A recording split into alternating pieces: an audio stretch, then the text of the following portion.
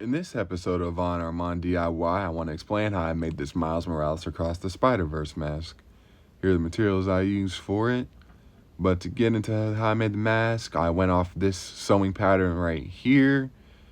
So to do this, I of course just started with my black textured fabric that I used for this mask and this costume period, because it has a nice texture to match the movie.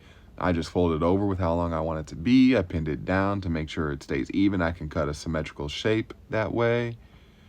But yeah, after I just pinned it down, fold it to the side, I'll just start marking and tracing around the shape. Just trace the shape out. Of course, then I cut that out. Got that there, all nice and cut out. Next thing I'm gonna do is those two other extra side pieces. Just measure it so I can make sure it's the same size and fit perfectly when I sew it. Got them sewn, got them traced, got them cut out. Then what I think I'm gonna do next is I'm gonna sew them together, the sides there, the back, those sides there. Then I got two shapes now, just the mask base and the front pieces. I'm just gonna sew those, them together at the tops there. Then I'm just gonna sew them down all the way around the sides, bottom and the sides. And now I have a overhead mask there.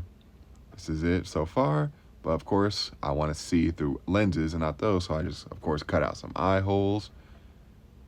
So yeah, got the eye holes, the lenses. I'm gonna use red craft foam for the base shape. Got those there, just trace them on.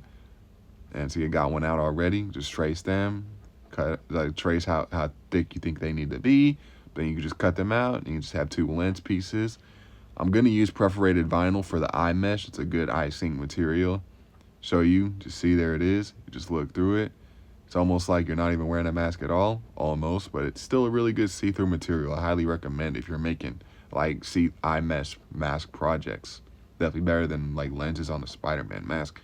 But yeah, I'm just gonna attach that to the lenses, and then once I have my two lenses, they're done pretty much.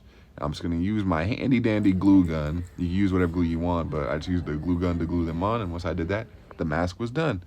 So then I reveal it to you. Here is my Miles Morales Across the Spider-Verse mask for my little brother. Here he is in it. To show you, we get all angles, get all the sides there. And without a face cell, a mask like this always looks weird. But I think it's all right though still, even without a face mask. Even without like a face plate. But it's still a cool mask though. He enjoyed having it, especially when we went to go to the movies. Here is him in it, just posing in his little Miles Morales streetwear fit. Here's a picture there, and here's another one here. Little Miles Morales, doing his own thing. But yeah, that's how I just basically made this mask, just to kind of explain how I did it. Thanks for watching, people. You're great. And just another thing to remember, anyone can wear the mask. So hopefully I see you swinging. Thanks for watching.